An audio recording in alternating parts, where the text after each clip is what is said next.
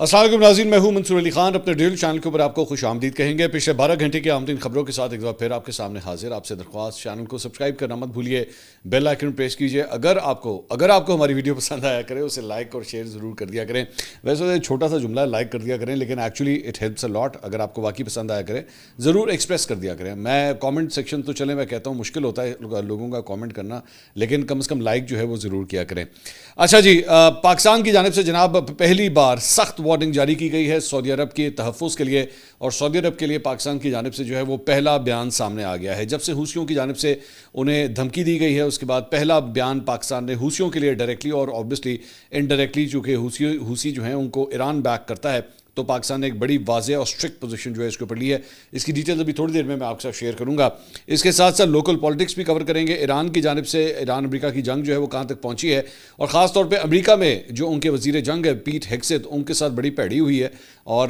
انہوں نے جو ایک اسٹینڈنگ کمیٹی ہوتی ہے پارلیمنٹ کی، اس کے سامنے وہ پیش ہوئے تھے، وہاں پہ کافی تلخ کلامی ہوئی ہے اس جنگ کو لے کے۔ اس کی ڈیٹیلز بھی آپ کے ساتھ شیئر کریں گے۔ ساتھ ہی ساتھ کاکروچ پارٹی نے جناب مودی کی ناک میں دم کر کے رکھ دیا ہے۔ ویسے تو کچھ لوگ ہوتے ہیں وہ ویسی کاکروچ سے بڑا ڈرتے ہیں، لیکن یہاں پہ لگ رہا ہے کہ نریندر مودی کی چھیڑ بن گئی ہے کاکروچ پارٹی۔ اس کی ساری ڈیٹیل جو ہے وہ میں ابھی آگے چل کے آپ کو دینے لگا ہوں، لیکن سب سے پہلے 21 جولائی کو امریکی سینٹ کام نے جناب ایران کے خلاف مسلسل 11ویں رات بھی جو ہے وہ فضائی بمباری کی ہے، حملے کیے ہیں، اور انہوں نے کلیم کیا ہے کہ جی یہ سلسلہ جو ہے ہمارا کامیابی سے جاری ہے۔ سینٹ کام کے مطابق امریکی فوج نے ان کارروائیوں میں ایران کے فوجی آپریشن مراکز، بحری صلاحیتوں، طیاروں کے ہینگرز، ڈرون ذخیرہ کرنے کی تنصیبات اور فوجی لاجسٹک انفراسٹرکچر کو نشانہ بنایا ہے، تاکہ آبِ ہرمز میں تجارتی جہاز رانی کے لیے خطرہ پیدا کرنے کی ایران کی صلاحیت کو مزید کم کیا جا سکے۔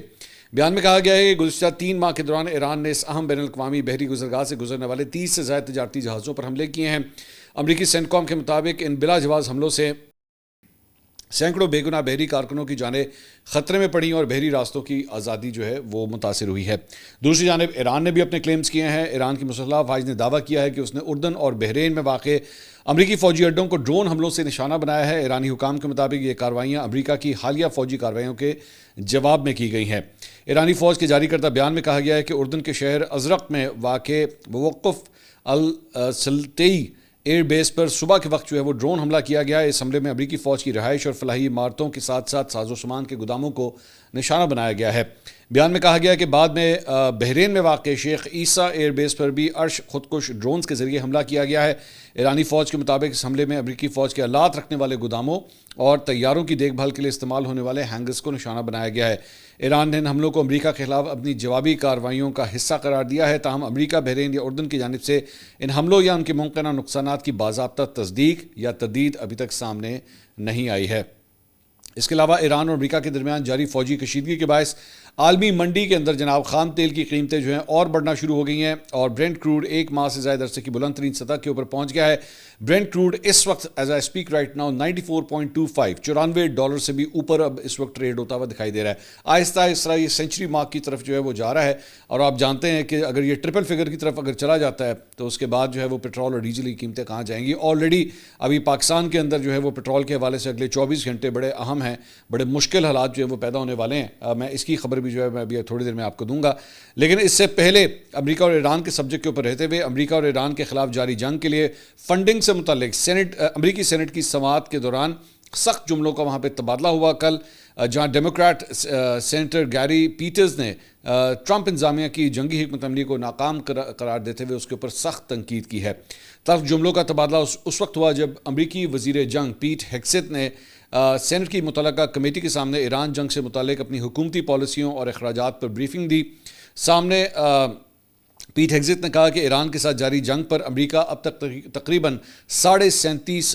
ارب خرچ کر چکا ہے۔ اب یہ وہ فگر ہے جو وہ ایکچولی منہ سے ایکسیپٹ کر رہے ہیں، لیکن چند لوگ یہ کہتے ہیں کہ جناب یہ اصل فگر جو ہے شاید $80 ارب سے بھی زیادہ ہے۔ ابھی صرف پیٹ ہیگسیت خود یہ کہہ رہے ہیں کہ $37 ارب سے زائد ہمارے لگ چکے ہیں۔ انہوں نے کہا جو مئی میں دیے گئے گزشتہ تخمینے سے تقریباً $8 ارب زیادہ ہے۔ تو یہ 37.5 بھی جو ہے وہ آلریڈی $8 ارب زیادہ وہ پیسے خرچ کر چکے ہیں۔ پیٹ ہیگزٹ نے سینٹ کی اپروپریشن کمیٹی کو بتایا کہ کانگریس کی جانب سے پینٹاگون کے لیے مزید $87 ارب کی منظوری انتہائی ضروری ہے، جن میں سے $67 ارب مشرق وسطیٰ میں فوجی کارروائیوں کے لیے مختص کیے جائیں گے۔ سماعت کے دوران جنگ مخالفین مظاہرین نے کئی بار مداخلت کی، جبکہ اجلاس کے اختتام پر وزیر دفاع اور ایک سینیٹر کے درمیان شدید تلخ کلامی بھی ہوئی۔ ہیگزٹ نے کہا کہ ہم ایک خطرناک دنیا میں رہتے ہیں اور اس صورتحال میں جرأت مندانہ اور فوری اقدامات کی ضرورت ہے۔ انہوں نے کہا کہ اضافی فنڈنگ کی درخواست ایک نازک وقت میں کی جا رہی ہے۔ کمیٹی کی ریپبلکن چیئرپرسن سوزن کالنز نے سوال کیا کہ اگر مطلوبہ بجٹ فراہم نہ کیا گیا تو کیا اثرات مرتب ہوں گے۔ پیٹ ہیگزٹ نے کہا کہ موجودہ اور مستقبل کی فوجی تربیت میں کٹوتی کرنا پڑے گی۔ انہوں نے اس صورتحال کا ذمہ دار سابق صدر جو بائیڈن کی انتظامیہ کو قرار دیا کہ اس دور میں فوج کو مناسب فنڈنگ نہیں دی گئی۔ کمیٹی میں سب سے سینئر ڈیموکریٹ رکن نے فنڈنگ کی درخواست کی مخالفت کرتے ہوئے کہا کہ یہ درخواست زیادہ منطقی دکھائی نہیں دیتی۔ سماعت کا اختتام اس وقت شدید تنازع پر ہوا جب ڈیموکریٹ سینیٹر گیری پیٹرز اور پیٹ ہیگزٹ کے درمیان تند و تیز جملوں کا تبادلہ ہوا۔ سینیٹر گیری پیٹرز نے وزیر دفاع سے مخاطب کرتے ہوئے کہا کہ اصل ناکامی محاذ پر لڑنے والے امریکی فوجی نہیں بلکہ ان کی قیادت ہے۔ اس کے علاوہ جناب مارکو روبیو جو امریکہ کے سیکرٹری آف اسٹیٹ ہیں، وزیر خارجہ ہیں، انہوں نے بدھ کے روز جنوب مشرقی ایشیائی ممالک کی تنظیم آسیان کے وزیر خارجہ کے اجلاس سے خطاب کیا۔ انہوں نے کہا کہ آبِ ہرمز پر ایران کا کنٹرول ایک ایسی خطرناک نظیر قائم کر سکتا ہے جس کے اثرات مشرق وسطیٰ سے کہیں آگے محسوس کیے جائیں گے۔ اگر دنیا یہ قبول کر لیتی ہے کہ کوئی ملک کسی بین الاقوامی آبی گزرگاہ پر اپنا کنٹرول قائم کر سکتا ہے، وہاں سے گزرنے والے بحری جہازوں سے ٹول یا فیس وصول کر سکتا ہے اور ادائیگی نہ ہونے پر ان کی نقل و حرکت روک سکتا ہے، تو انتہائی خطرناک مثال ہے۔ اس کے علاوہ جناب ایران نے امریکہ اور اسرائیل حملوں کے بعد اپنی زیر زمین قائم میزائل کی صلاحیت کو جزوی طور پر دوبارہ بحال کر دیا ہے۔ یہ کوئی اور رپورٹ نہیں کر رہا بلکہ امریکی اخبار وال اسٹریٹ جرنل یہ رپورٹ کر رہا ہے۔ انہوں نے کہا کہ گزشتہ روز فوجی ماہرین اور سیٹلائٹ تصاویر کے حوالے سے یہ بات سامنے آئی ہے کہ ایران نے جنگ کے ابتدائی مرحلے میں امریکی اور اسرائیلی حملوں سے نشانہ بننے والے اپنے ہتھیاروں کے بنیادی ڈھانچے کے بعد میزائل کی صلاحیت کے بعض حصے دوبارہ اب بحال کر لیے ہیں۔ رپورٹ کے مطابق اردن میں ایک فضائی اڈے پر مہلک حملے کے بعد ایران نے یہ ظاہر کیا ہے کہ اس کے پاس اب بھی بیلسٹک میزائلوں اور ڈرونز کا ایک مؤثر ذخیرہ موجود ہے، جو نہ صرف امریکی افواج بلکہ خطے میں امریکہ کے اتحادیوں کے لیے بھی خطرہ ہے۔ اور یہ ساتھ ہی ساتھ ڈونلڈ ٹرمپ کے لیے بھی جو ہے وہ شرمندگی کا باعث بنتی ہیں جو اس قسم کی خبریں، کیونکہ وہ پچھلے کئی ہفتوں اور مہینوں سے جو ہے وہ بار بار یہ کہتے ہیں کہ جناب ہم نے تو ایران کا پورا دفاعی نظام جو ہے وہ تباہ و برباد کر دیا ہے، لیکن یہاں سے خود امریکن جو نیوز پیپرز ہیں وہ یہ خود رپورٹ کر رہے ہیں کہ جناب ان کی صلاحیت جو ہے اب بھی ویسے ہی برقرار ہے اور ابھی بھی وہ بالکل اٹیکس کر رہے ہیں، انہی میزائلوں بیلسٹک میزائلوں کے ذریعے جو ہے وہ اٹیکس کر رہے ہیں۔ اس کے ساتھ ساتھ ایک خبر میں لکھا ہے جی فوجی تجزیہ کاروں کے مطابق جمعے کو اردن کے ایئر بیس پر ہونے والا حملہ جس میں 3 امریکی فوجی ہلاک ہوئے ایران کے مؤثر ترین میزائل نظاموں کے ذریعے کیا گیا۔ ان میں درمیانی فاصلے تک مار کرنے والا خیبر شکن بیلسٹک میزائل بھی شامل ہے۔ ماہرین کا کہنا ہے کہ خیبر شکن سمیت متعدد جدید میزائل نظام ایسے وسیع زیر زمین فوجی مراکز میں محفوظ تھے جنہیں امریکہ اور اسرائیل نے مارچ اور اپریل کے دوران کئی ہفتوں تک شدید فضائی حملوں کا نشانہ بنایا۔ تجزیہ کاروں کے مطابق اس کے بعد ایران نے ان زیر زمین تنصیبات کے داخلی راستوں کو دوبارہ بحال کیا ہے اور بعض اڈوں سے میزائلوں کی فائرنگ کا سلسلہ ایک دفعہ پھر شروع ہو گیا ہے۔ وہ جو بار بار کلیمز کیے جا رہے تھے کہ جناب ان کی تمام انڈر گراؤنڈ بھی ہم نے جو تنصیبات ہیں وہ بھی ہم نے اڑا دی ہیں، وہ غلط ثابت ہوئی۔ صرف اس کے جو انٹری پوائنٹس تھے، وہ جو زیر زمین جو سرنگیں بنی ہوئی تھیں ان کے جو انٹری پوائنٹس تھے، صرف ان کو ضرور نقصان پہنچا، لیکن اب وہاں پہ بھی ہر قسم کا جو ملبہ تھا اس کو ایران نے اب کلیئر کر لیا ہے اور وہ میزائل جو ہیں دوبارہ اب ایکٹیویٹ ہو گئے ہیں۔ اس کے ساتھ ساتھ associated press international news agency اس نے دعویٰ کیا ہے کہ Trump approves nuclear agreement that may allow Saudi Arabia to enrich uranium. اب یہ سعودی عرب کے حوالے سے بہت بڑی خبر ہے کہ ڈونلڈ ٹرمپ نے سعودی عرب کے ساتھ ایک ایسے معاہدے کی منظوری دی ہے جس کے تحت مملکت کو اپنے پرامن شہری جوہری پروگرام کے لیے یورینیم افزودگی کی صلاحیت حاصل ہو سکتی ہے۔ اطلاعات کے مطابق یہ معاہدہ 30 سال کے لیے ہوگا اور اس میں سعودی جوہری پروگرام کی ترقی میں امریکی کمپنیوں کی شمولیت بھی شامل ہوگی۔ اس معاہدے کے تحت امریکہ اور سعودی عرب کی مشترکہ تحقیق کے بعد سعودی عرب میں یورینیم افزودگی کا ایک مرکز قائم کرنے کی اجازت بھی دی جا سکتی ہے۔ تاہم یہ معاہدہ جسے جائزے کے لیے امریکی کانگریس میں پیش کیے جانے کی توقع ہے، بعض قانون سازوں کی مخالفت کا سامنا کر سکتا ہے۔ ناقدین کا کہنا ہے کہ اگر سعودی عرب کو اپنے یورینیم کی افزودگی کی درینہ خواہش پوری کرنے میں مدد دی گئی تو اس سے خطے میں جوہری پھیلاؤ اور جوہری مسابقت کے ایک نئے دور کا آغاز ہو سکتا ہے۔ یعنی اگر آپ سعودی عرب کو یہ چیز اگر آپ الاؤ کریں گے تو پھر دیگر ممالک بھی جو ہے اس کی دوڑ کے اندر لگ جائیں گے، اور صرف ذہن میں رکھیے گا کہ یہ طاقت جو ہے وہ صرف امریکہ کے ذریعے نہیں آ سکتی بلکہ اس میں چائنا اور رشیا جو ہے پھر وہ بھی اپنا کردار ادا کر سکتے ہیں دیگر ممالک کے لیے۔ اس پوائنٹ آف ویو سے جو ہے وہ یہ کہا جا رہا ہے کہ چند لا میکرز جو وہاں پہ کانگریس مین ہوں گے امریکہ کے، انہیں اس کے اوپر جو ہے وہ تشویش ہو سکتی ہے۔ اب آ جائیے پاکستان کا جو سب سے بڑا بیان سامنے آیا ہے اب تک کے حوالے سے، پاکستان کا جو سب سے بڑا بیان سامنے آیا ہے اس میں جو حوثیوں کی جانب سے جو بات کی گئی تھی اور جو سعودی عرب کی بحری ناکہ بندی کی بات کی گئی تھی، اس سلسلے میں یہ پریس ریلیز آج جو ہے وہ جاری کی گئی دفتر خارجہ کی جانب سے۔ میں اس کی تشریح کر دیتا ہوں کہ اس میں کیا کہتے ہیں۔ اس میں کہتے ہیں جی Pakistan unequivocally condemns the continued threats issued by Houthis militia against the Kingdom of Saudi Arabia and commercial shipping in the Red Sea. Such actions threaten regional security, undermine freedom of navigation, challenge the rules-based maritime order, and jeopardize an uninterrupted flow of global commerce. انہوں نے کہا کہ جناب حوثی کی جانب سے، حوثیوں کی جانب سے یہ جو دھمکی دی گئی ہے، یہ تمام بین الاقوامی قوانین جو ہے ان کو تہس نہس کرتی ہے، اور خاص طور پہ جو باب المندب ہے اس کے حوالے سے جو وہاں پہ نیویگیشن ہوتی ہے اس کو بھی خطرے میں لے کر آتی ہے۔ آگے کہتے ہیں جی threats against commercial shipping and trading with the Kingdom of Saudi Arabia are unacceptable and violate established principles of international law. Pakistan is particularly concerned by reports of threats directed against vessels engaged in lawful commercial trade with the kingdom. انہوں نے کہا سعودی عرب کو جو basically دھمکیاں دی جا رہی ہیں کہ جناب آپ کی بحری ناکہ بندی کی جائے گی، اور ساتھ ہی ساتھ یہ سب سے امپورٹنٹ بات کہ پاکستان جو ہے وہ تمام وہ بحری جہاز جو سعودی عرب کے ساتھ ٹریڈ کرتے ہیں، اگر ان کو کسی قسم کا خطرہ ہوتا ہے تو پاکستان جو ہے اس حوالے سے اپنے شدید تحفظات جو ہے اس کا اظہار کرتا ہے۔ Pakistan reaffirms that any hostile act against Pakistani flagged vessels، یہ بڑا امپورٹنٹ ہے، Pakistan reaffirms that any hostile act against Pakistani flagged vessels or Pakistani maritime interest will be regarded as a grave threat to Pakistan's national security and sovereign interest. Consistent with the Charter of the United Nations and international law, Pakistan reserves its rights to take all necessary measures, including lawful use of force in the exercise of self-defense to protect its maritime assets and national interest. انہوں نے کہا کوئی ایسا جہاز جس کے اوپر پاکستانی جھنڈا لہرا رہا ہوگا یا وہ پاکستانی جہاز ہوگا، اگر اس کے اوپر حملہ کیا گیا تو یہ پاکستان کی جو قومی سلامتی ہے یہ اس کے خلاف ہونے والی ایک کارروائی تصور کیا جائے گا۔ اور اس کا مطلب ہے کہ پاکستان جو ہے وہ اب یہ اوور آل اعلان کر رہا ہے کہ ہمارے کسی جہاز کے اوپر اگر حملہ ہوا تو پھر ہم دفاع کا حق رکھتے ہیں، اور اپنی نیشنل سیکیورٹی کے پروٹیکشن کے لیے جو ہے وہ کسی حد تک بھی جانے کے لیے تیار ہیں۔ Pakistan is also deeply concerned over attempts to drag the Kingdom of Saudi Arabia into the conflict in the Middle East and reiterates its unwavering support for the security, sovereignty, territorial integrity and prosperity of the brotherly Kingdom of Saudi Arabia. انہوں نے کہا سعودی عربیہ کو جو دھمکیاں دی جاتی ہیں اس کے بارے میں بھی واضح طور پہ پاکستان اپنی پوزیشن بتا دے کہ پاکستان ہر صورت جو ہے وہ سعودی عرب کے ساتھ کھڑا ہے، اپنے برادرانہ ملک کے ساتھ ہر صورت جو ہے وہ کھڑا ہے۔ While remaining steadfast in its commitment to dialogue, diplomacy and regional de-escalation, Pakistan's call upon all parties to respect international law and ensure the safety and security of international maritime shipping. Pakistan اس بات پہ زور دیتا ہے کہ مذاکرات جو ہے اور سفارتی کوششیں جو ہیں وہ اس کا حل ہے، اور یہی سلسلہ جو ہے وہ آگے چلتے رہنا چاہیے۔ تو پاکستان کی جانب سے بڑے سخت الفاظ میں حوثیوں کے لیے جو ہے یہ پیغام دیا گیا، اور ڈھکے چھپے الفاظ میں میرے خیال میں ایران کو بھی جو ہے وہ ایک وارننگ دی گئی ہے کہ جناب ہمارے کسی جہاز کے اوپر جو ہے کسی صورت بھی اگر حملہ ہوا تو پھر جو ہیڈڈ پھر ہم بھی جو ہے بیچ میں کارروائی کرنے کے لیے جو ہے وہ اپنا کردار ادا کریں گے۔ اب یہ خبر ایک دفعہ پہلے بھی آلریڈی آ چکی ہے کہ امریکی امریکی کہہ رہا ہوں جو پاکستانی سیکورٹی فورسز سعودی عرب کے اندر موجود ہیں ان کو پہلے ہی یمن کے بارڈر کے قریب جو ہے وہ شفٹ کیا جا رہا ہے۔ باقاعدہ طور پہ ICPR کی جانب سے اس کے اوپر ابھی تک رپورٹنگ نہیں ہوئی ہے، لیکن انٹرنیشنل نیوز ایجنسیز یہ کہہ رہی ہیں کہ جناب انہیں یمن کے بارڈر کے قریب جو ہے وہ شفٹ کر دیا گیا ہے۔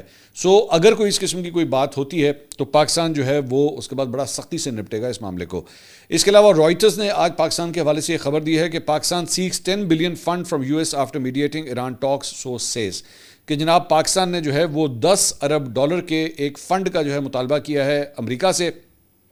یہ جو ثالثی کا کردار پاکستان نے ادا کیا ہے، ذرائع کے مطابق پاکستان نے امریکہ سے $10 ارب کی ایکسچینج سٹیبلائزیشن سپورٹ سہولت جو ہے وہ فراہم کرنے کی درخواست کی۔ اگر یہ درخواست منظور ہو جاتی ہے تو یہ مالی مشکلات کا شکار پاکستانی معیشت کے لیے ایک اہم سہارا ثابت ہو سکتی ہے۔ رائٹرز نے یہ رپورٹ کیا ہے۔ یہ درخواست جس کی خبر پہلی مرتبہ سامنے آئی ہے، ایران جنگ کے حوالے سے مذاکرات کرانے میں پاکستان کے کردار کے بعد کی گئی ہے، جس سے پاکستان کی سفارتی اہمیت میں اضافہ ہوا ہے، اور یہ امید پیدا ہوئی ہے کہ اسلام آباد امریکہ اور دیگر شراکت داروں سے معاشی تعاون حاصل کرنے کی کوشش کرے گا۔ ذرائع کے مطابق پاکستان نے امریکی وزیر خزانہ اسکاٹ بیزنٹ کو بھیجی گئی درخواست میں امریکہ اور پاکستان کے درمیان $10 ارب مالیت کی 2 دفعہ ایکسچینج سٹیبلائزیشن سپورٹ سہولت قائم کرنے کی تجویز دی ہے، جس کی مدت زیادہ سے زیادہ 5 سال ہوگی۔ عام طور پہ یہ اس قسم کی جو ڈیمانڈز ہوتی ہیں نا، یہ آف دا ریکارڈ پہلے ہی گفتگو ہو چکی ہوتی ہے۔ اس کے بعد ظاہری بات آپ ڈیمانڈ کرتے ہیں نا, مطلب اس کے بعد خط و کتابت جو ہے وہ شروع ہوتی ہے. سو موسٹ پرابیبلی میں ازیوم کر رہا ہوں, یہ خبر نہیں ہے, میں ازیوم کر رہا ہوں کہ ہو سکتا ہے کہ اس بارے میں آلریڈی گفتگو ہو چکی بھی ہو, اور اس کے بعد یہ کہا گیا ہو کہ جناب آپ جو ہے وہ باقاعدہ طور پہ اس کی درخواست کر دیں تاکہ پھر اس کی جو اپروول لے لی جائے. لیکن آبویسلی یہ ایک لمبا پروسیس ہے. عام طور پہ یہ جو ایکسچینج اسٹیبلائزیشن فنڈ ہے یہ ملکوں کے لیے اتنے آرام سے جاری نہیں ہوتا, لیکن پاکستان کے لیے جو ہے ہو سکتا ہے کہ ایک اسپیشل پرمیشن جو ہے وہ اس سلسلے میں نکلے, اور اگر ایسا ہوتا ہے, اور ظاہری بات ہے اس کا جو ٹینیور ہوگا تقریباً 5 سال کا ہوگا, تو پاکستان کی جو معاشی مشکلات ہیں اس کے اندر ایک بہت بڑی سپورٹ جو ہے وہ پاکستان کو حاصل ہو سکتی ہے. سن 2025 میں ارجنٹینا کو جو ہے وہ ایک ایسی سہولت دی گئی تھی, اور 2002 میں یوروگوئے کے بعد کسی غیر ملکی حکومت کے لیے یہ پہلی نئی ایکسچینج اسٹیبلائزیشن سہولت تھی, جبکہ میکسیکو کے ساتھ امریکی ڈالر سواپ لائن 1940 کی دہائی سے موجود ہے, اور اس کا حجم اس وقت $9 ارب ہے. سو لیٹس سی کہ پاکستان کے حوالے سے جو ہے یہ معاملہ کہاں آگے جاتا ہے. اب آ جائیں ذرا پیٹرول کے حوالے سے, اور لوگ ظاہری بات ہے اس کی وجہ سے بہت پریشان ہے. پاکستان پیٹرولیم ڈیلر ایسوسی ایشن کے اجلاس میں اہم فیصلے کا امکان ہے, اور ہو سکتا ہے جب تک آپ یہ ویڈیو دیکھیں تو وہ فیصلے اناؤنس بھی ہو جائیں, جبکہ ملک گیر ہڑتال کے اوپر جو ہے وہ اب غور کیا جا رہا ہے. اس سے پہلے یہ خبر آئی تھی کہ جناب پنجاب اور کے پی کے پیٹرول پمپس جو ہیں وہ بند کیے جائیں گے, لیکن سندھ اور بلوچستان کے جو ہے شاید کھلے رہیں گے. لیکن اب یہ کہا جا رہا ہے کہ ہو سکتا ہے